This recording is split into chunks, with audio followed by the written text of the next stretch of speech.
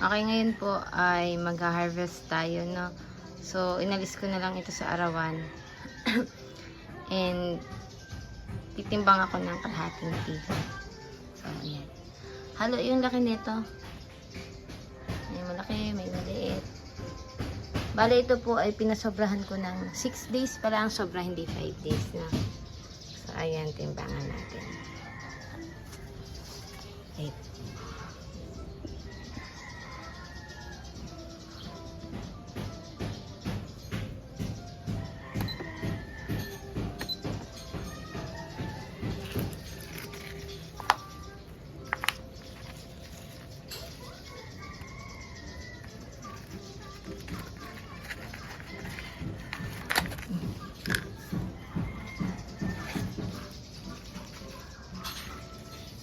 Sorry.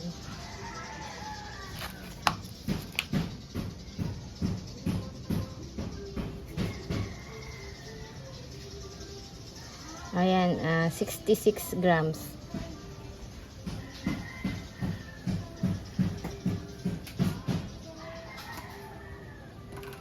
Okay, timbangin muna natin isa-isa.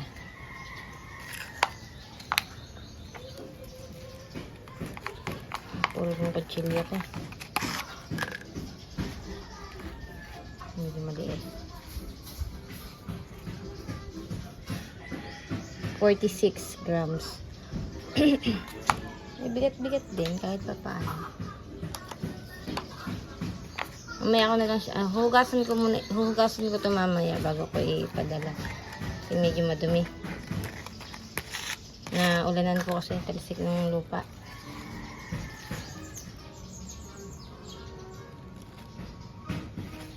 Pinasobrahan ko ang araw para bumigat-bigat siya, no?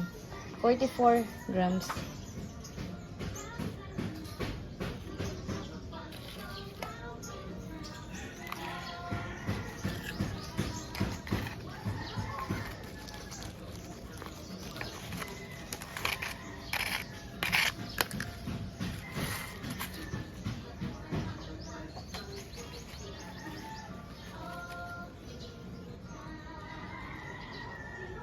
Malalaki din siya ngayon. 70 grams. Oh, may mabigat-bigat din pala. Nung nakaraan kasi yung mga kasabayan nito may mas na-harvest ako na mas malaki pa siya ng 29 days pa lang sila per transport. Parang nabawasan ko to ng 4 na piraso. Inulang kasi ng timbang doon sa order kaya binawasan ko yung bata natin.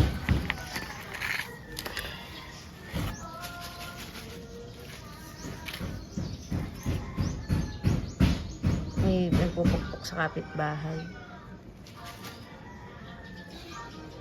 62. Aba, medyo may timbang siya ngayon. Bakit ito pala ginamitan ko na to ng amino acid, fish amino acid. Nakatulong din siguro 'yon. Parang siguro foliar ko kasi to eh. Fish amino acid ginamit ko. Ay, hindi ko maputol. Tulad yung kutsilyo ko.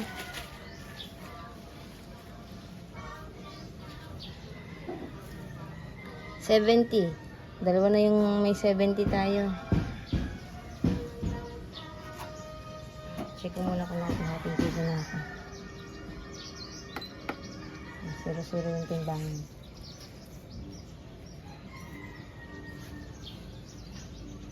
Mabigat siya ngayon ah.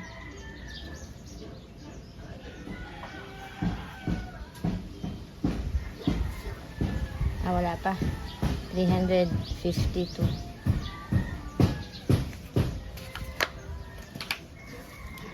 Wait lang po. Ipagpul pa lang. Hindi ako mahirapan.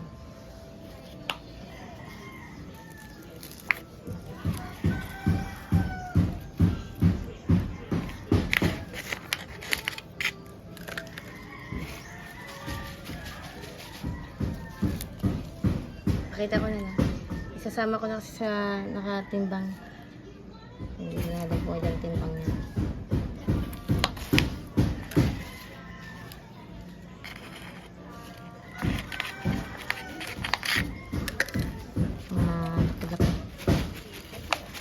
Medyo nagkatimbang din, bumigat din yan. Tsaka madahon.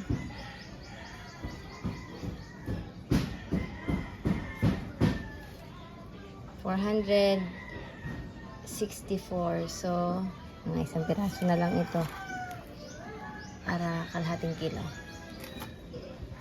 Ito medyo malaki.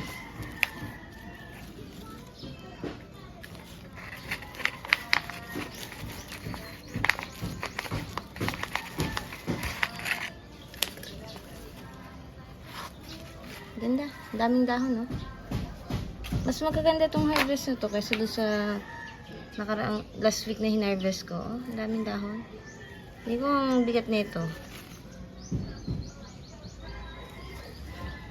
544 grams. So, sobra na tayo. Huh? Ito, 500. Binawasan ko nitong maliit. Bali mabigat yung huli natin tinimbang. Ayan. At 500 grams, ilang piraso? 2, 4, 6, 8. 8 piraso yung 500 grams natin. Okay. Nasa na yung isa?